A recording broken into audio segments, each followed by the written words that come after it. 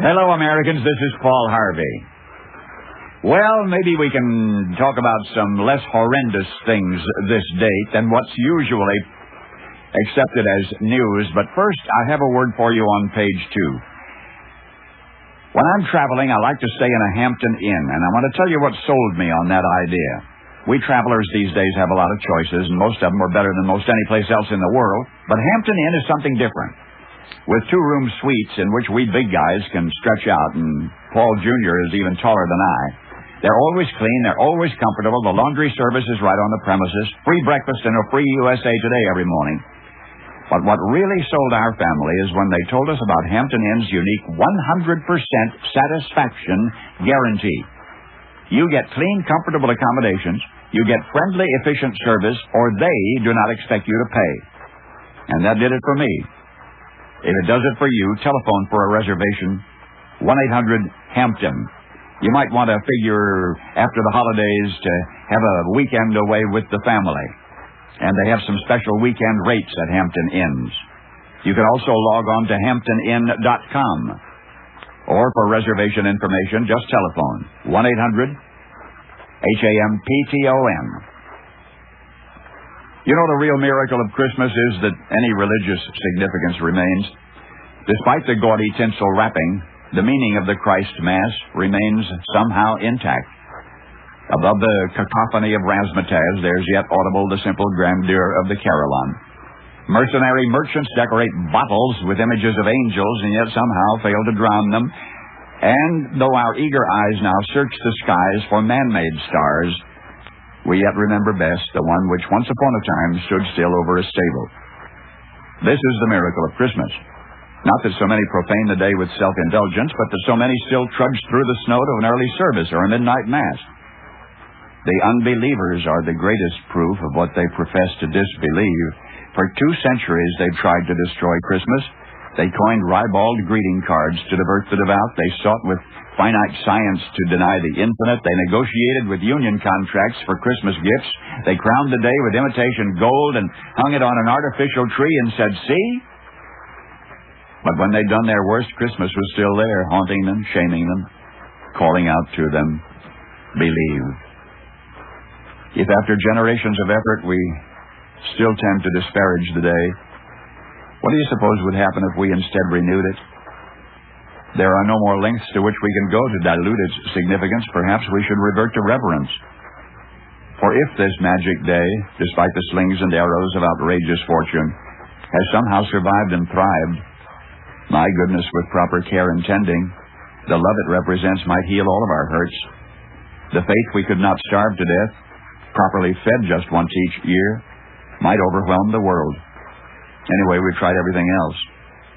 The revitalization of Christmas will be as tedious as its erosion was gradual, but there's no better time than right now, because it's later than it's ever been.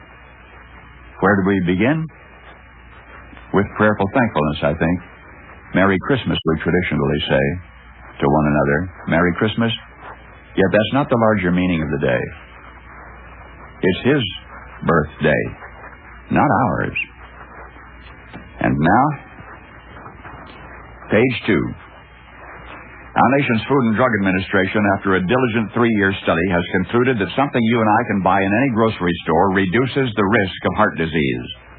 Soy. Soy. Delicious soy milk or soy burgers or soy in any food or by itself in Nova Soy in the health food store. You know, the soy capital of the whole world is Decatur, Illinois, the home of Archer Daniels Midland. And their new and expanded facilities are turning out more soy and soy products than ever before. Today, ADM plants are processing 90,000 metric tons of oil seeds.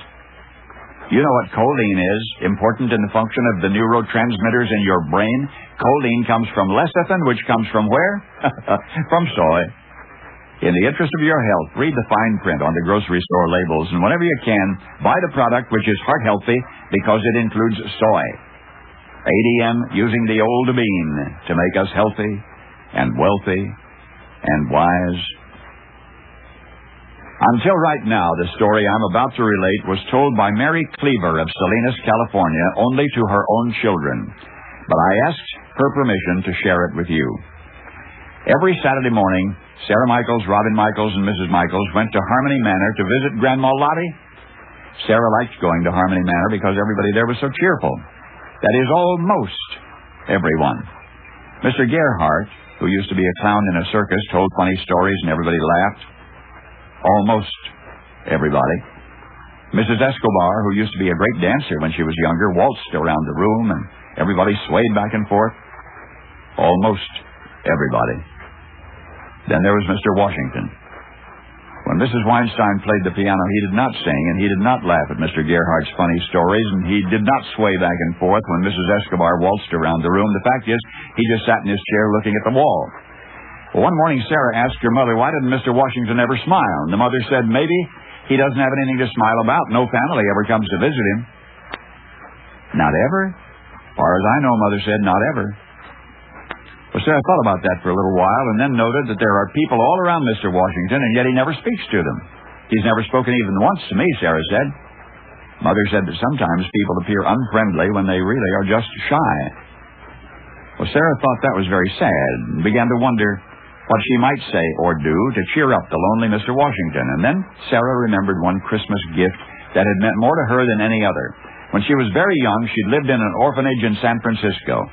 And then she had no family, nobody to visit, but on Christmas Day when she was 5, somebody had handed her an envelope with her name on it in big red letters. She opened it ever so carefully, and inside was a card with Santa Claus on the front, wearing the most beautiful red velvety suit that you can imagine. She brushed her fingers over it back and forth. She placed the red velvet against her cheek, and it was so soft. Wanting to be sure it was really for her, she opened the card, and inside it said, Merry Christmas, Sarah, from your friends, the San Francisco Firemen. Sarah had carried that card with her for a very long time, even slept with it. And whenever she felt sadness coming back, she'd brush the velvety Santa against her cheek. She rubbed the velvet so much that one day it was all rubbed away, and finally the card just fell apart. But by then, she had been adopted by the Michaels family and didn't need it anymore. After the conversation with her mother, and before Sarah went to bed, she got out paper and markers and glue and scissors and some velvety material that she'd been saving for something very special. And the next day, Sarah and Robin and Mrs. Michaels went to the Christmas party at Harmony Manor. And Mrs. Weinstein was playing the piano, and Mr. Gerhardt was telling funny stories, and Mrs. Escobar was waltzing around the floor, and everybody was singing and swaying and laughing. But there sat Mr. Washington looking at the wall. This time, Sarah walked up to Mr. Washington and said, Sir, this is for you. Mr. Washington appeared at first surprised. He looked at the envelope to be sure it was for him, and sure enough, there in big red letters it said, Mr. Washington. His fingers were shaking as he slipped the card from the envelope. And then he saw the most wonderful Santa Claus wearing the most beautiful red velvety suit, and he brushed his fingers across the velvet back and forth, and he lifted it to his face and rubbed it against his cheek. And when finally he opened the card, he saw inside the words, Merry Christmas, Mr. Washington, your friend Sarah. Well, Mr. Washington held that card against his chest near his heart. Tears began to spill down his face, but Sarah knew they were happy tears because the corners of his mouth turned up. She gave him a kiss on his cheek. She said, whenever you feel sadness, Mr. Washington, just take out your card and remember how special you are and that I care about you. And Sarah tiptoed away. And Mr. Washington was swaying back and forth to the music. Later, when they were leaving, Sarah's mother said, you gave Mr. Washington the best gift of all. Mom, Sarah said, do you remember what Mr. Washington did when he was younger? Oh, yes, Mom said. He was a San Francisco fireman. Merry Christmas, Sarah. Page 3. I'll never forget her first baby steps. She walked right into my arms. The first book she ever read, she read to me. The first skinned knee, she wanted me to make it all better. I took her to her first day of school. She came to me when she had trouble with her homework, and when she learned that cooties aren't real. When that boy from math class wouldn't stop pulling her hair, I was the one she came to. And when word about the birds and the bees started to travel in her circle, she came to me. So why didn't she come to me the first time someone passed her a joint? Don't wait for your child to come to you when it comes to drugs. Talk to them first. If you're not sure where to begin, call 1-800-729-6686 for a brochure. You'll learn all you need to know to take that first step. It's not too early to talk to your kids about drugs. A message from the Partnership for a Drug-Free America. So that I can respond properly to a perennial request of yours, you mind if I leapfrog ahead to page 4? I've been telling you how most of 1 million seniors lost their HMO-provided Medicare supplement coverage this past year, and how for the third straight year, the independent insurance industry rating service, Weiss Ratings, advised seniors who lost their HMO Medicare coverage do not join another HMO. Now, choosing the right Medicare supplement policy is important. And I want to tell you about United American Insurance, which has been around since the start of Medicare, and it'll be around whenever you need them. Because I'd like you to have a copy of something called a Guide to Health Insurance for People with Medicare. This booklet is free, and it'll help answer your questions about Medicare and Medicare supplement policies, including the exclusions and the limitations.